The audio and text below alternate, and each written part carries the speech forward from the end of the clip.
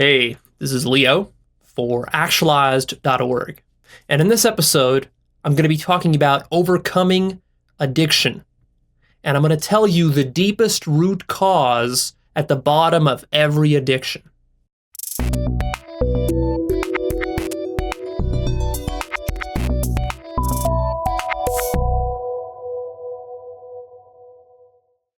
Listen up, because this information I'm going to give you here is not just for hardcore drug addicts.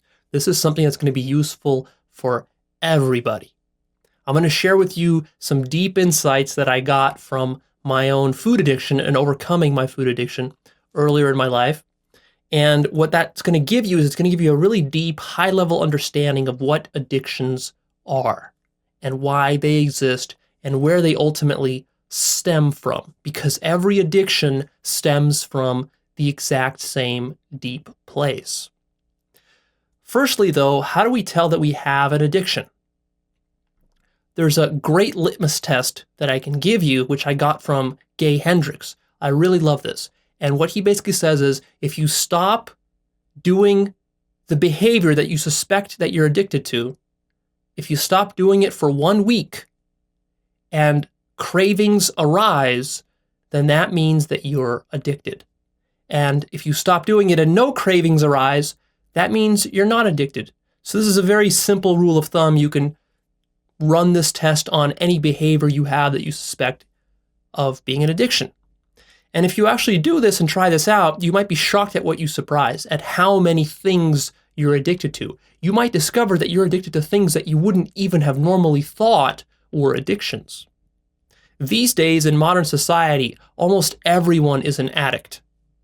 The only question is, to what degree? How severe is it? And how many addictions do you have? Most of us have not 1 or 2 addictions, but at least half a dozen, if not a dozen or more. The most common addictions are, of course, drugs, but also food, porn, tobacco, alcohol, TV and internet, video games, very common these days. Also socialization, chit-chatting and partying with your friends, shopping, work, gossip, and thinking. Now, thinking is a really interesting one. You might think that you're not addicted to thinking, and that thinking doesn't really qualify as an addiction.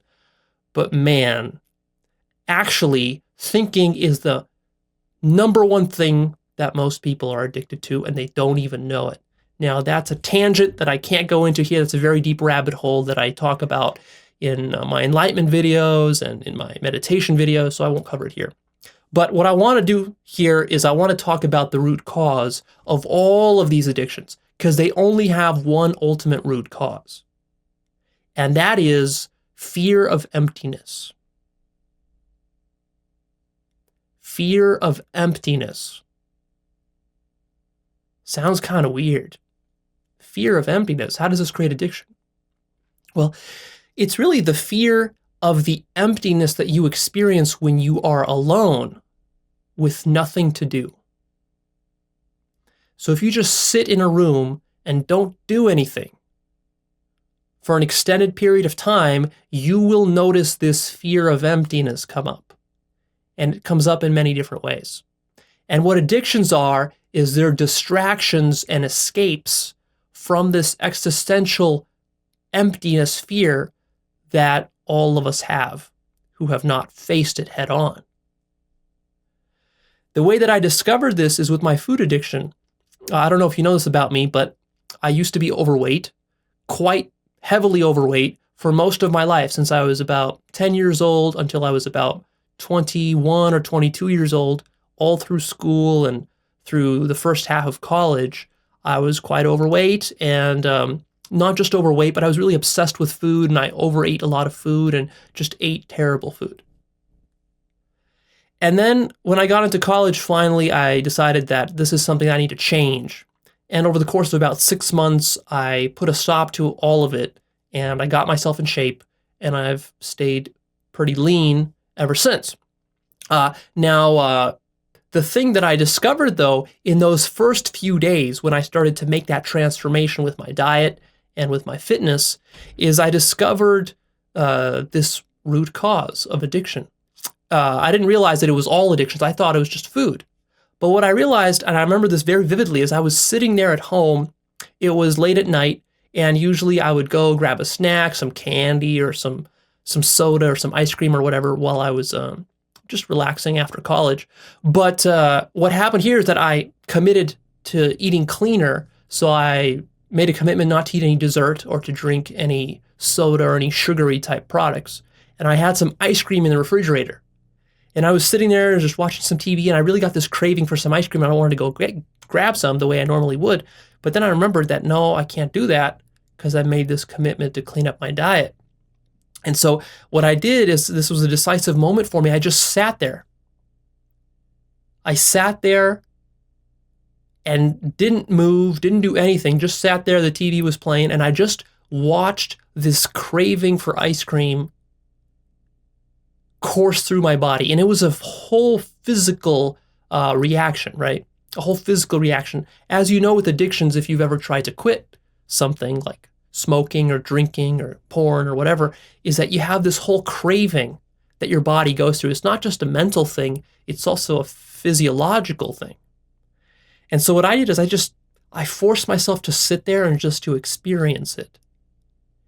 And that was the decisive moment for me. From then on, my whole diet got a lot easier because I was able to crack that that really difficult, the most emotionally challenging moment in this whole phase of changing my diet, was just to sit there and to not give in to this craving and just kind of observe it more or less mindfully. So that's what I did. So I'm going to use food as the kind of prototypical example throughout the discussion here in this episode. But of course, you can replace food with any addiction. It doesn't matter. When I'm talking about food, you replace it with whatever you're addicted to. Internet, porn, video games, relationships, love, thinking, anything. It doesn't matter, right? It's all the same stuff, basically. So the problem that you have with whatever you're addicted to is that you're basically unable to sit alone in an empty room. You can't stand it. So what you do is you turn to blank as your distraction and fill in the blank with whatever you want. So you turn to food as a distraction, or you turn to drugs as a distraction, or you turn to shopping as a distraction. Now you might wonder, like, what does this have to do with anything? Why is this notion of sitting alone in an empty room, why would that be important? And why is this being used as kind of the metric to judge things? Isn't it sort of arbitrary? And actually, no, it's not arbitrary.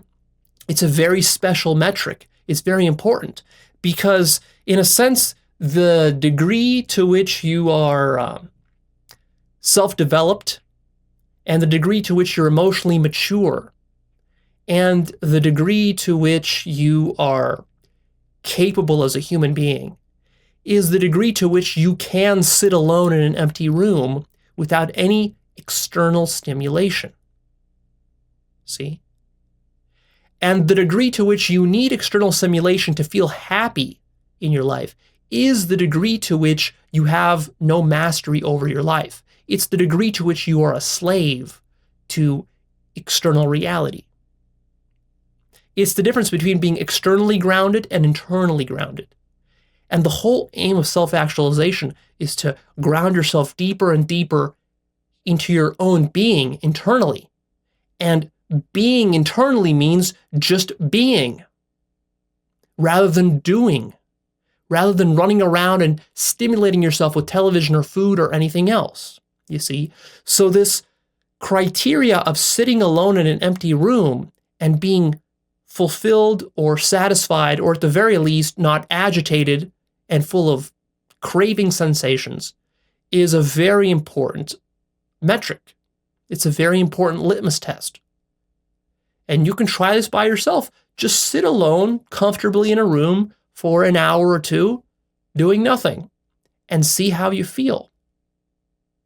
Do you feel okay? Do you feel happy? Do you feel normal? Or do you feel antsy and bored and pissed off and frustrated and agitated, and you can't even sit still for 5 minutes? Or you're lost in fantasies in your mind about stuff. You're dreaming about sex, and you're dreaming about food, and you're dreaming about business, and you're dreaming about work and all this other stuff. But you can't just be present in the moment. This is very, very important. A lot of people completely underestimate how important this is. You can't really be satisfied in life if you can't sit alone in an empty room for a couple of hours without cravings. And most people can't do that. And the reason that is fundamentally that your life is hollow. See? Your life is actually empty, but you've been running away from that truth, from that reality, for most of your life. Ever since you were a child, and you started playing video games, or you started playing with toys, or you started reading books, or watching television, or whatever you started doing, eating food, candy. All that stuff was you getting attached to stimulation because you weren't able just to be present and satisfied with stillness and with being. So what you started to do early on in your life, and you continue to do it today, and is very normal for you today. You think that this is how life should run. What you do is you stuff yourself until you're aching and you're guilty. That should ring some bells for you. Think of all the times, either recently or in the past, where you stuffed yourself until you're aching and then you're guilty. Maybe you stuffed yourself with a Netflix marathon, or you stuffed yourself with a porn marathon, or you stuffed yourself with food at a buffet or some restaurant or a backyard barbecue, or you stuffed yourself with reading or with knowledge, or you stuffed yourself with work. It's like work, right? What you did is you stuffed yourself. Think about the last time that you stuffed yourself and how you felt. You felt very full, but you also felt dirty. And really, even though you felt full on the surface, deep down below the surface, what happened is that you felt empty inside. And no matter how much you consume, that emptiness is never filled. Because this is the inescapable limit of hedonism and materialism, is that you can't fill that emptiness of being with more doing or with material external possessions or activities. No matter how much you try, you can't do it. So the problem here is that you're running away from this existential emptiness.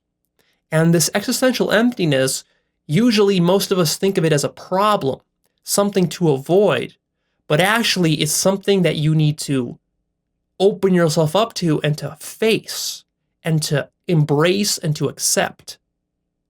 And this is what most people do not do. And by not doing this, this leads to all manner of dysfunctional addictive behaviors, and it leads to just a dissatisfaction with life, and then ultimately can lead to depression and even to suicide.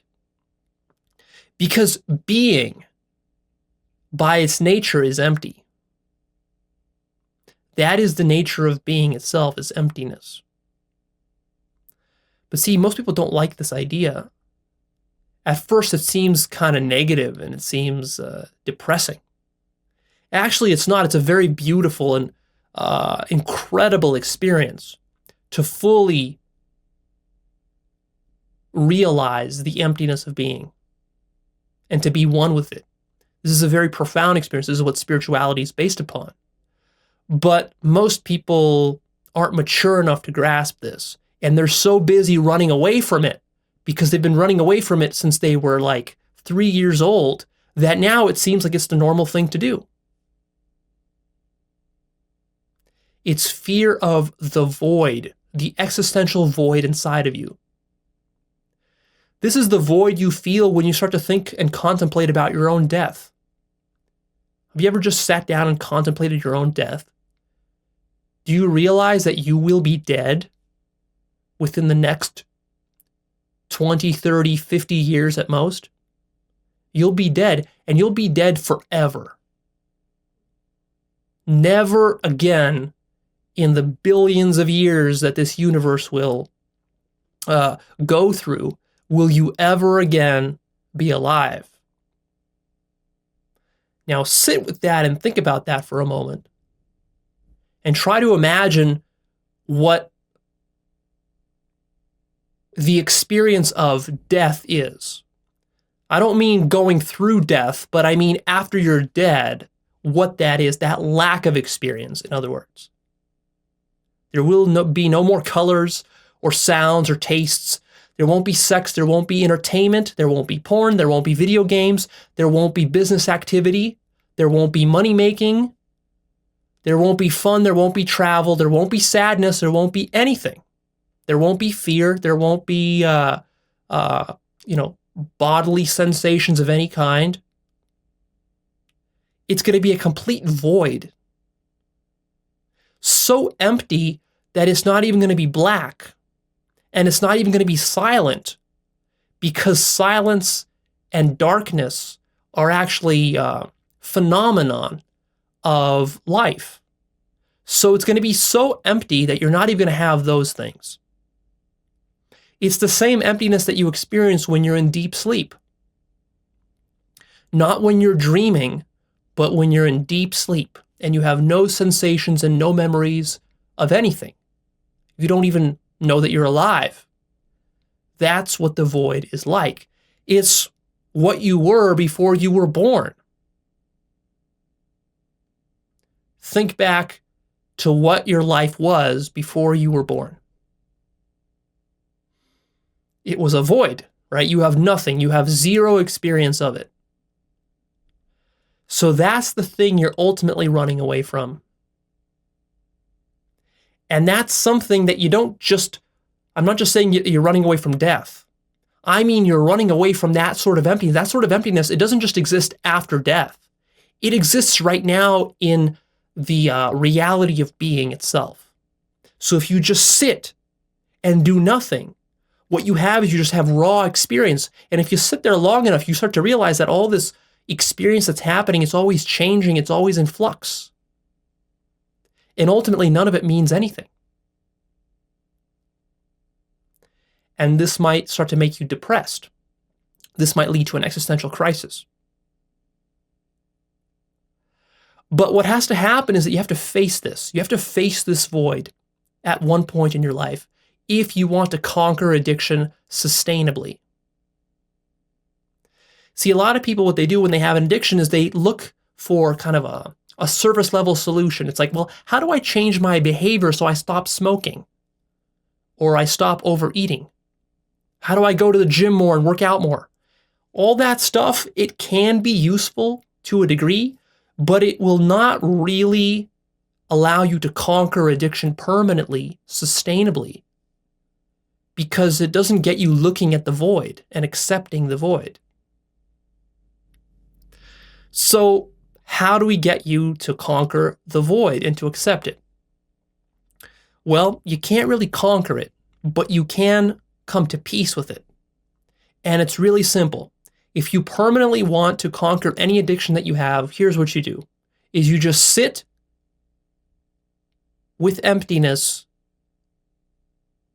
and do nothing. So if it's a food addiction, you sit with an empty stomach and you don't do anything. And if it's a drug addiction, you just sit there with a clean veins, and you don't do anything. You don't fill them with any addictive substances. And if it's a video game addiction, then you just sit there without any stimulating images or pixels moving in front of your eyes. And so on and so forth, right? And as you do that, don't go into fantasy. but just sit there very mindfully. Don't distract yourself. You're going to be very tempted to distract yourself with some book, or call a friend, or talk to your family, or go to the park, or whatever. But you have to notice that all those are distractions from just facing being itself and facing that emptiness of being. And as you sit there and you face that emptiness, what you have to do is you just have to surrender yourself to the purifying fire of emptiness, where those cravings will come up in you, and all your suffering will come up, and all your desire for sex and for money and for food and for fun and for socialization and for love and for all this kind of stimulating, exciting stuff. All those cravings will come up, and you're going to have to suffer through all those and sort of face your inner demons. And as you sit there and brace yourself, you're going to have a psychosomatic reaction. Your mind is going to be going crazy, and your body's going to be going crazy, and you're going to feel uncomfortable and perhaps even ill. And it's going to be emotionally challenging. But what's going to happen is that the longer you sit there, hour after hour after hour doing nothing, that purifying fire will burn out all your inner demons. And you can just imagine this, all your inner demons are just kind of escaping you as every hour goes by. And that's how you conquer every addiction. If you don't do this, then you don't really conquer the addiction. You just find a short-term solution, and usually what happens is that you're going to fall back into it. If not in a week, then in a month, and if not in a month, then in a year, and if not in a year, then in 10 years. You will fall back into it because you haven't really faced the inner demons. You've just swept them under the rug. So what I'm giving you here is a mature solution to addiction. This is a very mature solution. This is the ultimate solution. And the way you tell it's mature is that it's very emotionally challenging. This is not easy to do. Most people don't want to do this. In fact, this leads us to the catch-22 that every addict faces when they're going through recovery. The catch-22 of addictions is that every addict, when he tries to go through recovery, wants to find a technique that will help him to avoid the emotional labor of recovery. But it's that avoidance of emotional labor which created the addiction in the first place. So if you notice, those people that are really hardcore addicts in whatever field of life, they are the ones who tend to avoid emotional labor the most. That's basically what addiction is coming from. It's the avoidance of emotional labor. Emotional labor, one of the forms of emotional labor here is this emotional labor that comes when you sit there and do absolutely nothing. It seems like doing absolutely nothing is simple and not laborious at all. And actually, for someone who's psychologically healthy and mature and not an addict, it's the most pleasant thing ever. But for someone who is an addict, sitting and doing nothing is like torture. It's really emotionally laborious, which is kind of the paradox of it. And most addicts, they just want a quick fix solution. They don't want to face their emotional labor. But it's because they don't want to face their emotional labor that they're addicts. You see? So it's like a vicious cycle. And at one point or another, what's going to happen to you in your life is you're going to realize this. You're really going to get it. Not just hearing it from me, but you're really going to feel it in your bones at one point. And if you do, then that will be the beginning of the end of your addictions. And if you don't, if you keep resisting and you keep running away from this, and you just hear my words, but you don't really get them to penetrate down into your bones, then you're going to be an addict for the rest of your life in one form or another. All addiction is basically emotional immaturity.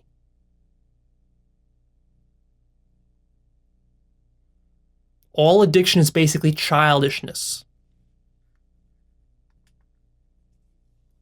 It's pretty profound to think of it that way. Let me give you my top 3 techniques for addicts, for becoming a non-addict, for becoming a really psychologically stable and internally grounded human being. This is what's necessary if you want to self-actualize. You can't be fully self-actualized while at the same time holding a bunch of addictions. It's just not going to work. So my top 3 techniques. Number 1 is the do nothing technique. Number 2 is mindfulness meditation. Number 3 is strong determination sitting. And then a bonus number 4 is what I call existential investigation. So let me just briefly cover these. I actually have videos that cover most of these techniques in a lot of depth, so I'm not going to go into the details here. I have a video about technique number 1, which is the do nothing technique.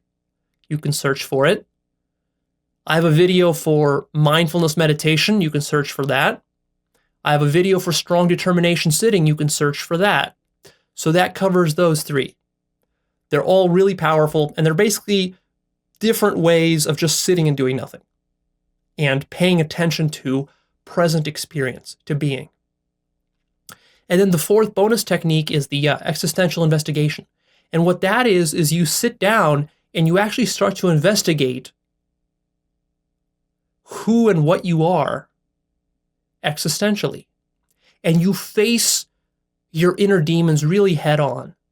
You don't just sit there. I mean, sitting there is really good, but you actually take an even more proactive approach. You start to ask yourself, okay, what's going to happen when I'm dead? You start to contemplate your own death. You start to face your own death. You start to face the insignificance of your existence. And that's something that I actually want to cover in a new episode that I'll shoot soon. I'll show you how to do this kind of existential investigation, and I'll talk about existential crises. So I don't want to go into that too deeply here. Just as a very simple technique, if you just want to start to break your addictions right now, all you really have to do is just make some time, sit in a room by yourself alone without any stimulation, without any music, without any books, without any games or television or anything else, and just sit there and do nothing. It's really that simple. Addiction is a much bigger problem than we realize. I mean, I'm talking about here what I would call kind of like hard addictions. Even things like video games or even things like shopping, I would call a hard addiction. But actually, there's a whole second category of addictions which I would call soft addictions or emotional addictions. And this is something I want to cover again in a separate episode because it's going to take me a while to explain all this. But basically, soft addictions are things that you wouldn't even ever consider as an addiction. For example, criticism or judgment.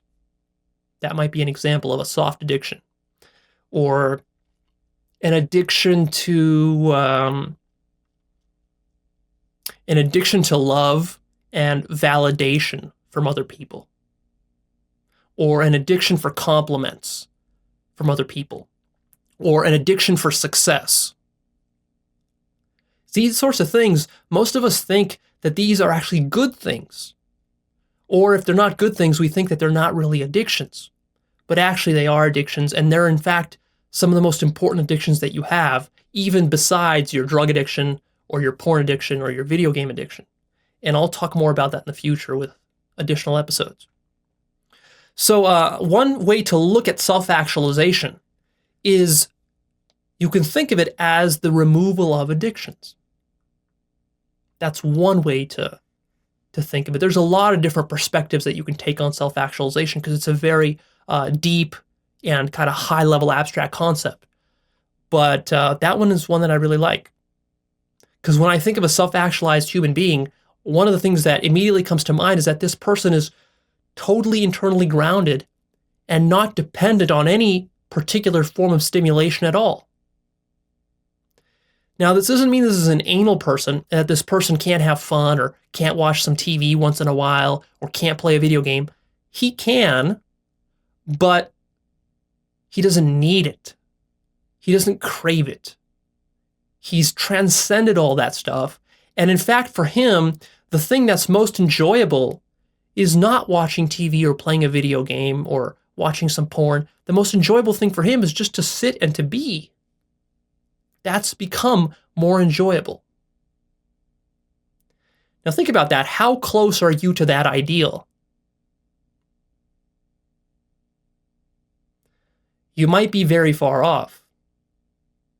Think about what it would take, how you would have to structurally change your life to get to the point where you can just sit and be as happy as you are playing video games, let's say, or watching a Netflix marathon without any stimulation at all. Do you believe that that's even possible? Can you see the power of that? Can you see why it would be powerful to just sit and do absolutely nothing and be just as satisfied as you are when you're stuffing yourself with food, or when you're shopping, or when you're gossiping with your friends? You see why this is powerful? If you can be happy doing nothing at all, think about what happens when you actually are doing something wonderful, like watching a beautiful sunset, or hiking in the mountains, or playing a fun video game, or smoking some pot. You can still do all those things, but just think about how much more enjoyment you'll get if your baseline level of enjoyment is already at the maximum of where you currently are when you're doing all those activities. You see? It's like an overflow of internal wealth, you might say. You know, external wealth is like money, houses, and yachts. Internal wealth is how happy you can be doing nothing. And that's something that you develop. That's not something that comes to you by accident. People don't just grow up with a lot of great internal wealth. Almost everybody starts with zero internal wealth, and it has to be developed through self-actualization work. That's what this whole channel is about. That's what this whole website is about. That's what everything I tell you is leading you towards in one fashion or another. So keep that in mind. One last issue I want to address here before I go is 12-step programs. So you might be wondering, well, Leo, what about 12-step programs? Is this something I should do? Are they good? What you're suggesting here is slightly different than most 12-step programs. So here's a scoop on 12-step programs. They can be very helpful. And for many people who have heart addictions, they need support from knowledgeable experts who have already gone through, all this stuff and who can help them and hold their hand and guide you through all the steps. So that can be very helpful. But most 12-step programs lack the big picture. You can enroll in a 12-step program and you'll go through and they'll give you a lot of different techniques and that stuff will be great, but they won't give you the really big picture because they don't, quite frankly, understand it themselves, right? Your mission is not to quit an addiction. And that's the only real mission that a 12-step program will give you. It'll just say, okay, let's have you quit this addiction. And maybe they'll say, let's replace this bad addiction with some good addictions. But they won't give you the true mission that you need to have, which is to become self-actualized. You see, there's a very big difference between what we might say playing defense versus playing offense. In a 12-step program, you're playing defense. You're not playing offense. You're not trying to become the best human being you can possibly be. You're simply trying to overcome a deficiency or a dysfunction that you have. And while that can be good, it's better than nothing, it's not as good as what I'm telling you here. And really, you can do both, right? You can take the techniques from the 12-step program, but most importantly, have the mission to become self-actualized, to become your greatest self, to become the greatest that a human being can become. And if you do that, then that will be much more motivating for you than just to quit a drug or just to quit food for basically a negative reason. You need a positive reason. And the most positive reason is to become self-actualized. All right, that's it. I'm done. Please click the like button on this. Post your comments down below. I do read a majority of the comments. Share this episode with a friend. And lastly, come check out actualize.org. It's my website. I've got some free resources on there that will help you to self-actualize. I'm not really interested in just helping you overcome a little problem that you have in your life, or even a big problem. Self-actualization is not about fixing problems. It's about living life to its fullest, right? This is a very different attitude. Most people don't have this attitude in life, and it takes a while before you can acquire this attitude and you can understand all the facets of it. There's a lot of conceptual frameworks that you need to really get on track with self-actualization. Also, various techniques. What I do every single week is I release new content through my newsletter and on my YouTube channel that explains all this stuff. This is all very practical stuff. My approach to self-improvement is very hard-nosed, no nonsense, no new age type of stuff. I'm just really practical about the concepts and techniques that I find and how to apply them in my life. And I love to share them with you and to show you the kind of results that you can get. So go check that out. If you sign up to the newsletter, it's free and it'll keep you on track so you don't lose track of this, so you don't forget. It's very easy to forget. You might watch one of my episodes and then the next week, it's as though you watched nothing. It just kind of goes in one ear and out the other, never to be remembered again, and your life doesn't change. And what I want for you is I want not just a change in your life, I want to help you make a transformation in your life. And that's possible, but you have to stick around with me. You have to learn some of the frameworks. And that will take a while, right? It might take you 6, 12 months to really sort of soak this stuff in and start to get on track. So the newsletter is a really great way to do that. I also have a course, I have a book list. All those are great resources, and I'm working to release more free resources and also paid courses in the future that will help you to do all that. So sign up and check it out and stay tuned for more, which I'll see you with real soon.